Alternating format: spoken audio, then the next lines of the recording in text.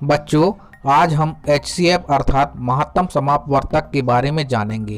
प्रश्न को शुरू करने से पहले हम एक उदाहरण को समझते हैं। तो चलिए शुरू करते हैं। माना रिया के पास टीवी, पतंग, बाइक, कार और हॉर्स है तथा दूसरे चित्र में राम के पास स्कूल वैन, रेडियो, टीवी, पतंग, कुर्सी तथा पुस्तक है। इसी प्रकार से सीमा के पास हॉर्स, पहला तोता, दूसरा तोता, रेडियो, टीवी और पतंग है। यदि आपसे यह कहा जाए कि तीनों के पास कॉमन रूप से अर्थात तीनों के पास समान कौन कौन सी वस्तुएं हैं, तो हम तीनों चित्रों में देखते हैं कि तीनों के पास टीवी है, तो इसे हम लिख लेते हैं। और तीनों के पास पतंग भी है, तो हम इसे भी अलग से लिख लेते हैं।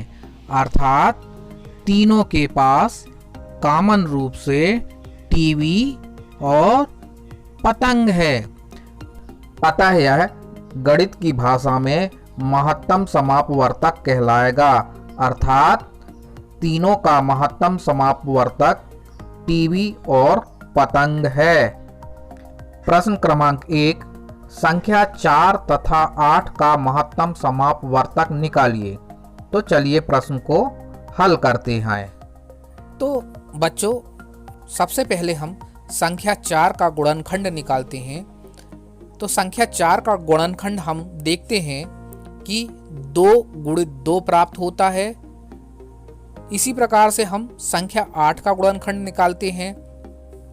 तो हम देखते हैं कि संख्या 8 का गुणनखंड 2 गुणित 2 गुणित 2 प्राप्त होता है।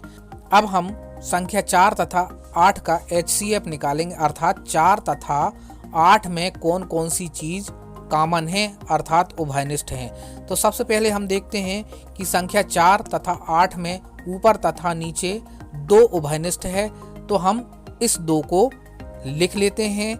इसी प्रकार से फिर देखते हैं कि ऊपर 2 तथा नीचे 2 दोनों जगह उभयनिष्ठ है, तो हम इस 2 को भी हम लिख लेते हैं। अतः संख्या 4 तथा 8 का महत्तम समापवर्तक 2 गुणित 2 प्राप्त होता है। अब हम इनका गुणा कर देते हैं। तो 2 गुणित 2 बराबर 2 दूनी 4।